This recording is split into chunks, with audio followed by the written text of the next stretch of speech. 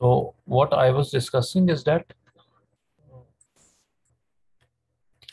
you could have different forms of the planar elements.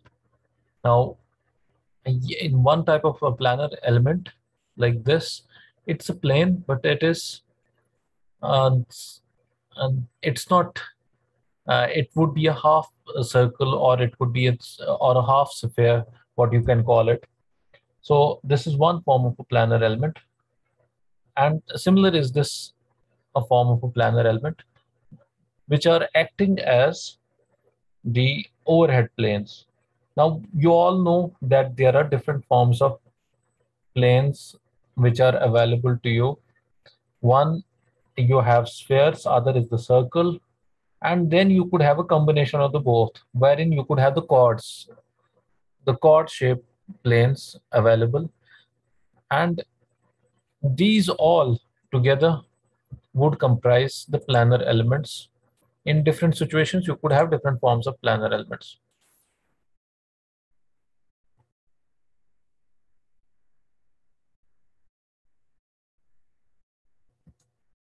So from this, you could get a perception of how a planar building would actually look like.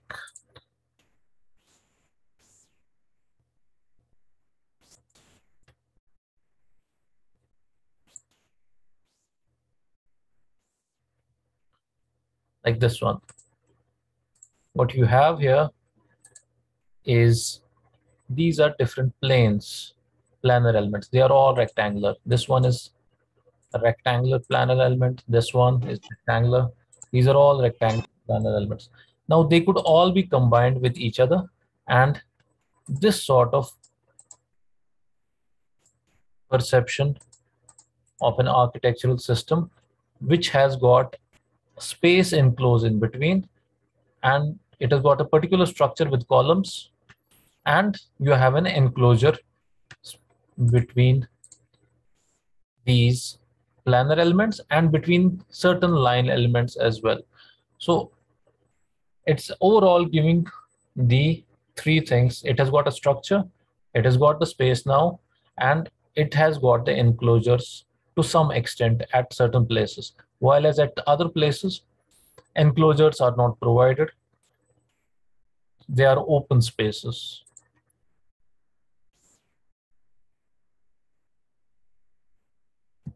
Another example like this.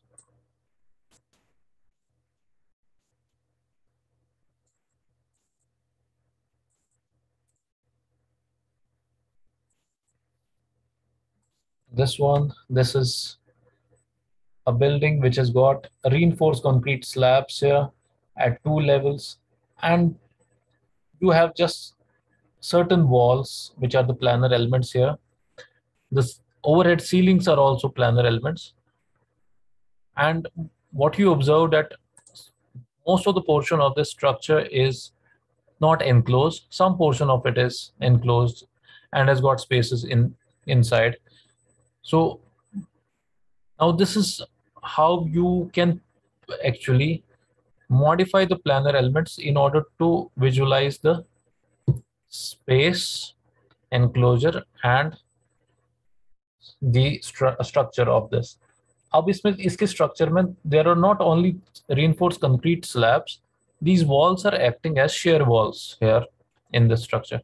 In the earlier one, you had the reinforced concrete columns. यहाँ पर shear walls है.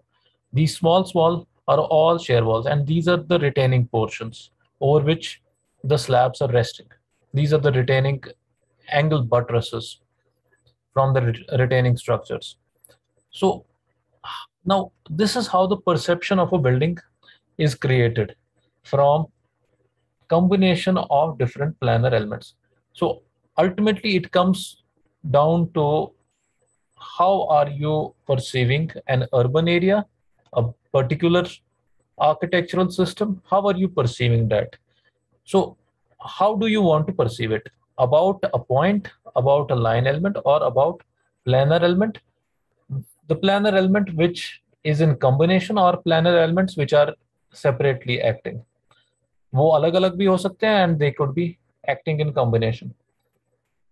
Now, whether you want to create spaces only or you want to keep only the elements together with the structure, uh, there are spaces even here.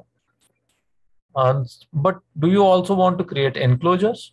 It's up to the architect how he wants to how he wants the people or the observer to observe this. That is important. So until this point, you must have got an idea how different elements are actually combined together in order to make up a architectural system. So to be just making it even more simpler without any complex sketching, this is how it would look like, combining different architectural planes with each other and with certain line elements as well at particular points. So it is a combination of both planar elements in the rectangular form and certain line elements as well. So this is now when an architect makes up the sketch, the initial sketch, how does he go about? This is giving you an idea. How does he go about?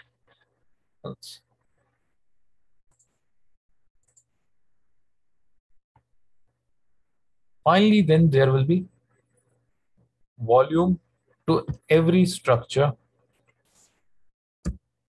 and that volume would be like this.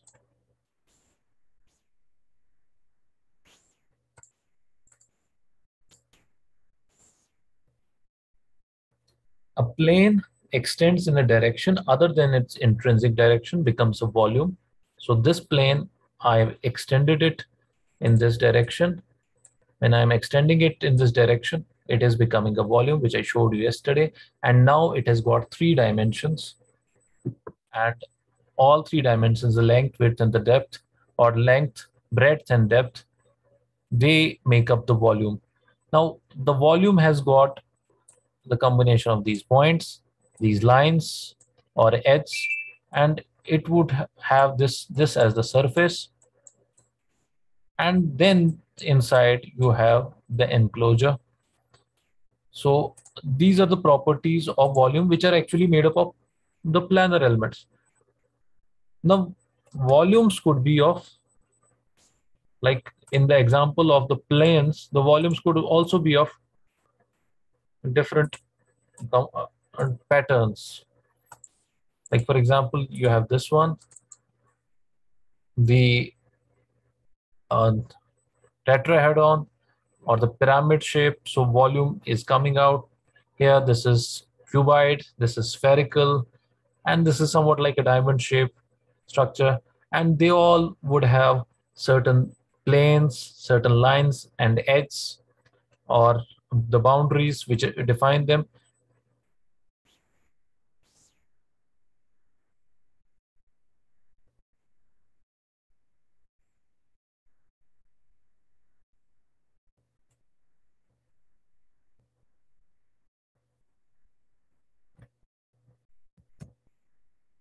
Now, giving an example on this, like you have this one.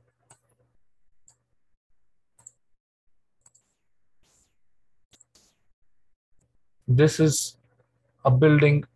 Now, when you visualize it from a particular angle, what do you see? It is, now this is a famous architect, uh, Le Corbusier, a very famous architect. He has written numerous books on the architectural principles in design. And if you have a look at this building, you would see that there are mostly, um, perceiving it, you will not be able to see whether it says more of the volume is visible in this building, less of planar elements are visible. In earlier example, I showed you the planar elements were at different levels and different forms. Here, only few of the planar elements are combining with each other, and more of volume becomes predominant in such types of structures. Linear elements are almost not visible here in this structure.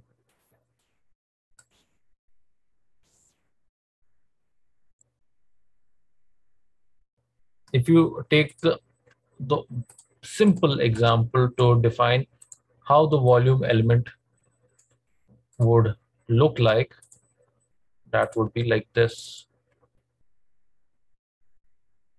No planar elements predominant, no line elements predominant. What is predominant is that there is a space inside there.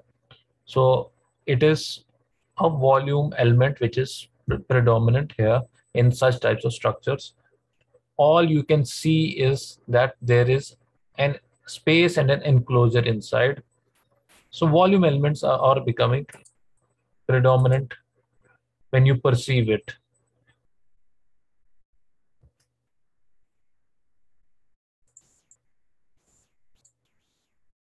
Another example, this is a complex example I'm taking.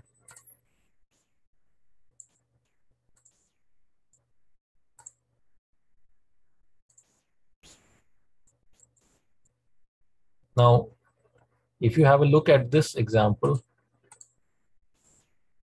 what do you see in this is you have a central capital here in this. So it's a line element. And there are buildings around it. And what do these buildings actually stand for? What do you, when you are looking at this picture, what is predominant about this line? If this capital would have been a little bit taller up till this point, for example, what would have shown you the focus of this would have been this line element. But it is not that predominant. The buildings are still higher than this central line element. So these buildings, they do not have any particular planar shape. Like for example, here, there are line elements, small line elements here. And here on this side, looking at these and these, you would see the volume elements are predominant. Similarly, the volume elements are predominant here. There are only certain spaces like here, the planar element is becoming predominant in these portions, these and these. So predominantly this, when you are perceiving this, the volume is the main attribute that you can give to this when you are observing this architectural system. So this whole is becoming the architectural system here.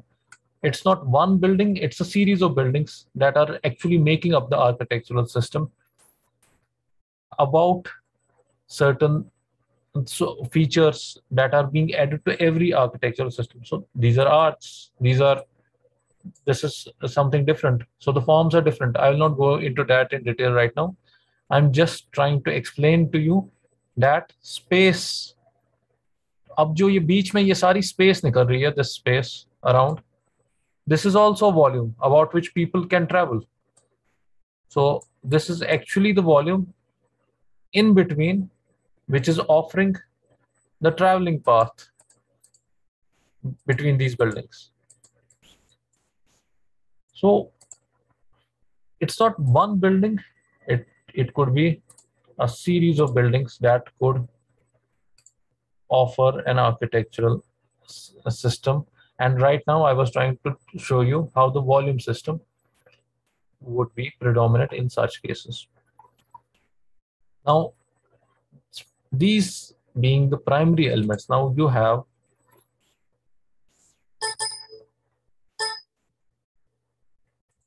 what are the primary elements now that you have? One, you have point. This figure is actually summing up all this. Then you have line, and then you have plane, and then you have volume. These are the primary elements which are actually defining an architectural system, about which will give you the space, enclosure, and the structure of the architectural systems. And what you get as the outcome is what you are actually perceiving here from this figure. And when you travel through this, if you reach to the central point here, what will become predominant to you is, you can look at this and this will be visible to you. So you stand here and look at this through this prism. It's in a straight line when you are looking at from this direction. When you are far away at this, जहाँ से ये sketch बनाया गया है, the predominant is get the volume. So it's actually then the perception is changing when you are moving through this space. Now, how do you put it in your mind कि मुझे perception मैं कैसे change कर सकता हूँ from volume to this? जब ये यहाँ पहुँच रहा है तो एक line, it's actually becoming, this is then looking like a tower and line, and this is looking like a tower or line. So how do you change the perception from one, it's known as field, to another field? So yeah, this is the art of an architect. That's what an architect has to specialize in.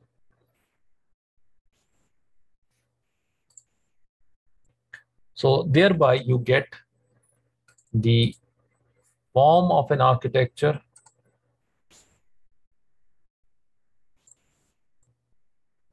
You are getting the form of an architecture. One is the form of architecture which you are getting. Now, what is the form of an architecture? You could say it's a point of contact between mass and space.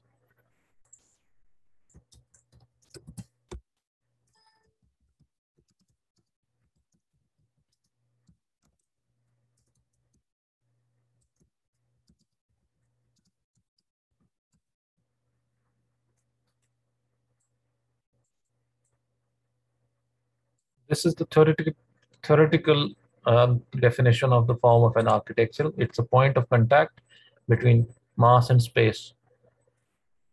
So you have an architecture has got a form, it has got textures, it has got materials, it has got light, and it has got shade, and it has got colors. All these things together, when they are combining, I'll write it down.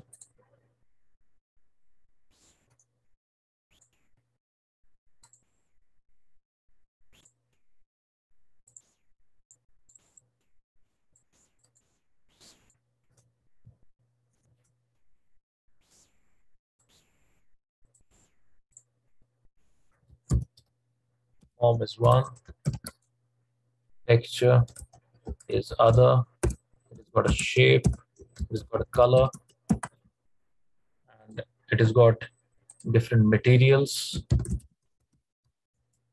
it has got light and shade. Now the first thing that we are studying, now these are the qualities of, we can classify them under the qualities of architectural system. उसमें से हम पहली quality जो उठा रहे हैं of an architectural system is its form, which is the most important one, and it actually combines together all other things: the texture, the shape, the color, materials, and light and shade actually revolve around this form. So form is actually the most important attribute of, or a quality of, an architectural system. So if I I would give you the definition here of what form can be classified as. This is the definition.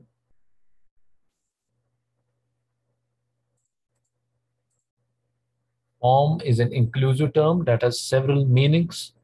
It may refer to an external appearance that can be recognized as that of a chair or the human body that sits in it. It may also allude to a particular condition in which something acts or manifests itself, as when we speak of water in the form of ice or stream. In art and design, we often use the term to denote the formal structure of a work, the manner of arranging and coordinating the elements and parts of a composition so as to produce a coherent image. In the context of the study, form suggests reference to both internal structure and external outline, and the principle that gives unity to the whole. While form often includes a sense of three-dimensional mass or volume, shape refers more specifically to the essential aspect of form that governs its appearance. The configuration or relative disposition of the lines or contours that delimit a figure or a form. So form is a volumetric thing. It's not, you cannot define it only through. You have another class?